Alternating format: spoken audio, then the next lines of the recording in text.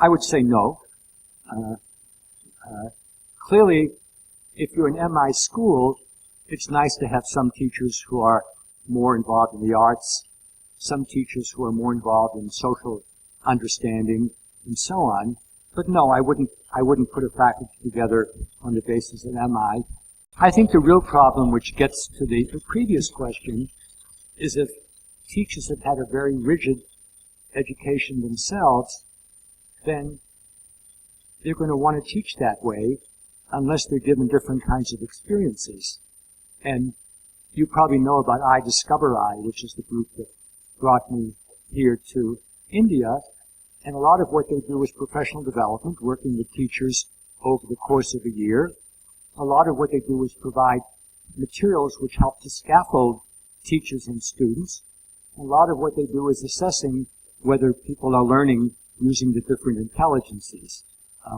So I guess here's what I would say. The most important characteristic for a new teacher is a willingness to learn and to make mistakes, and then to learn from mistakes, just like Gandhi did. And the biggest weakness is somebody who thinks they know everything and is unwillingness to learn, and as I say, they should find another vocation.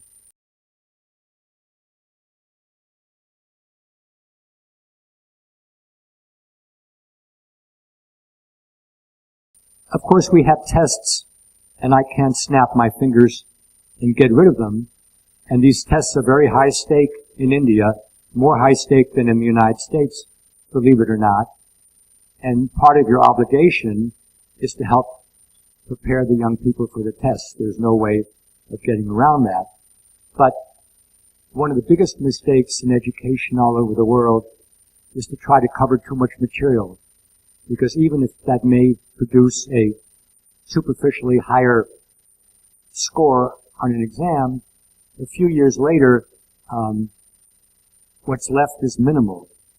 The kinds of exercises I saw young people do here, for example, designing a plant that could survive a nuclear attack, are exactly the kinds of lessons I'd love to see young people do all over, because there's no place you can look it up. You actually have to think for yourself.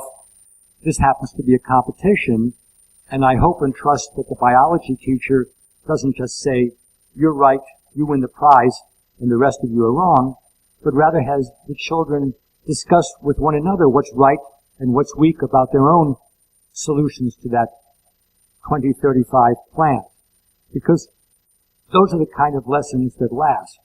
In fact, almost every person I've ever spoken to who went to college or secondary school in the United States, if I asked them, what do you remember from school, other than some teachers they liked and didn't like, they remember the projects in which they spent a lot of time.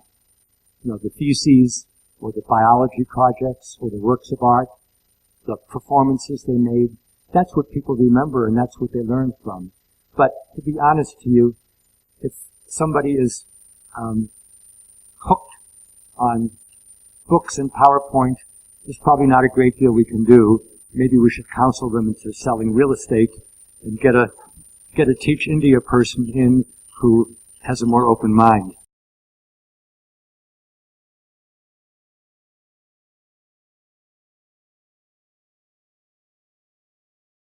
Well, first of all, believe it or not, I'm not a proselytizer. That means I don't go around the world and say, please do MI, and here's how. In fact, it's quite the opposite.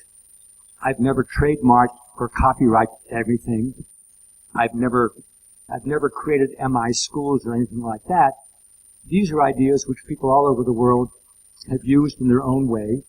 I've never seen anything quite like MIX, and that makes me happy.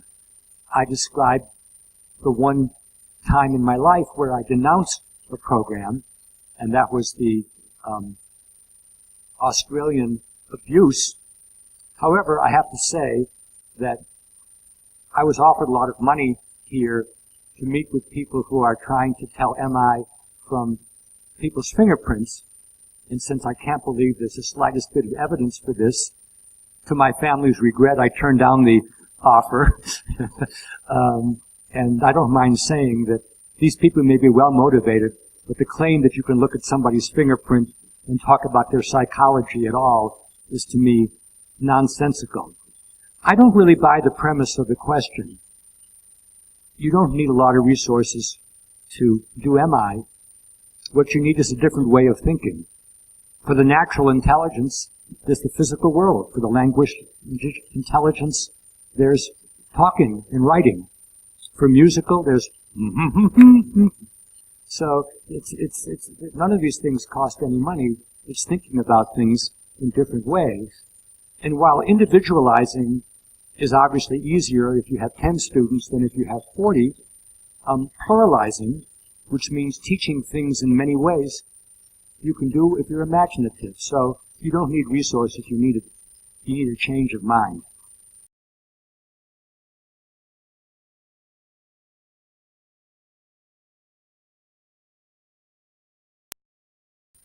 I've worked on multiple intelligences for 30 years, but I had a transformative moment 17 years ago when I learned that in a state in Australia, they were using multiple intelligences, but the way they were using it was to take each racial and ethnic group and to list which intelligences they had and which ones they lacked.